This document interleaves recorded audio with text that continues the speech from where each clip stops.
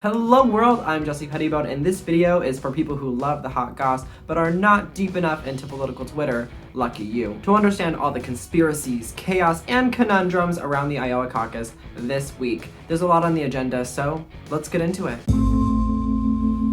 Votes for the Iowa caucus work a lot like the Electoral College, so there's a vote total and then a total number of delegates, and Bernie Sanders has the most votes, followed by Pete Buttigieg and then Elizabeth Warren. Delegates-wise, Bernie and Buttigieg have about the same amount, followed by Elizabeth Warren at about 60% of that, and then Biden, the disappointment of Iowa, and then Amy Klobuchar. Everyone else is essentially not viable.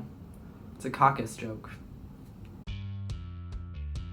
If you're sitting there wondering how the caucuses work, go Google it. The drama, in short, is the Iowa Democratic Party got this app for caucus site captains to report their results. But for some reason, the app was not working Tuesday night, and that left Americans and tons of news companies with nothing to report on. So Iowa gave them too much time on their hands, and that is where we get conspiracies. The next morning, Pete Buttigieg makes a speech declaring himself the winner of Iowa before even 50% of the results had been posted, which happened later that day. It took until literally Thursday night, when I'm recording this video, 2 days after the Iowa caucus, to get 99% reporting, and they still might do an entire recount of every result. Honestly, this whole thing might have just been old people not knowing how to work their phones, but we don't know. It's important to note that the following conspiracies exist in the context of a few historical events that have recently happened. History.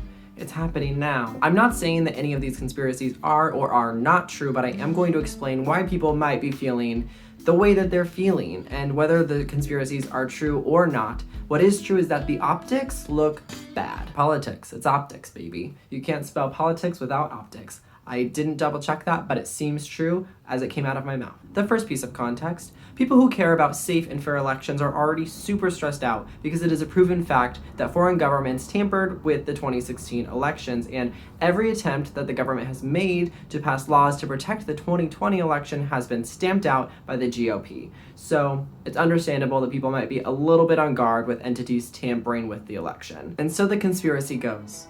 Pete Buttigieg's campaign made a large donation to the company that the Iowa Democratic Party paid to make the caucus app that miraculously failed. And the name of that company?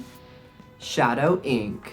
Dun dun dun. It's dramatic. But wait, Shadow Inc. CEO's husband is not only a Pete supporter, but literally works for the Pete Buttigieg campaign. And who declared himself a winner the morning after the Iowa results were never posted?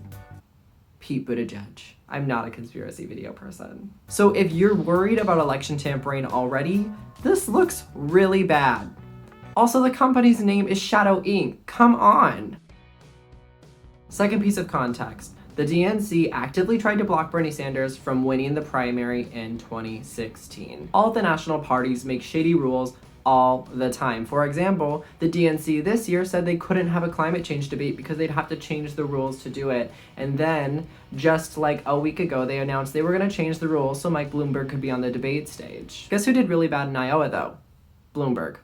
Eat the rich. Third piece of context, multiple big names in the Democratic Party have come out voicing their concerns about Bernie potentially winning the nomination, including Hillary Clinton and John Kerry. The age of my audience is people who know who John Kerry is. So it's well established the Democratic Party institution does not love Bernie Sanders, and he's a credible threat to the status quo because he's exciting the people who have felt most marginalized by our current economic system and registering them to vote for the very first time. So with all of that context about how the institutions feel about Bernie from people who already feel like outsiders to the system, it makes sense that after early reporting that Bernie was knocking the Iowa caucus out of the park, this app suspiciously broke. To make things even worse, after resorting back to manual reporting and delaying to ensure accuracy, there were multiple precincts where Bernie Sanders' votes were given to Deval Patrick and Tom Steyer. Who are those people, you might be asking? Exactly. How does that happen? If you really want to give yourself a laugh, you could Google clips of people telling Biden caucusers that they are not viable, and they're just like, they don't know what to do. Also, just watching people say you're not viable is hilarious to me. All of this drama is like so super fun if you detach yourself from how important safe, fair, and accurate elections are to our country and our democratic process. There's an underlying issue here, and that is that outsourcing required fundamental parts of our democratic process to private companies for public good just doesn't work. We need democratic oversight and control of our democratic processes. That's democracy. If you made it this far in the video, you might be like, so what's next? Well, there are 3 people in this race, 5 if you're generous, and one of them is a fake gay robot who's so ready to sail us all down the river. Anyways, the New Hampshire primaries are this Tuesday, February 11th, and you can follow me on Instagram for Wake Up Daily News on Instagram stories where I'll be breaking down the results of that primary, assuming that we get results. If you thought this video was fun or informative, give it a thumbs up, share it, and don't forget to subscribe. When my depression allows me, I like to make current events and politics fun on the internet, and also, I vlog about my feelings sometimes. I'll see you all next time, and remember, every day is a chance to get better.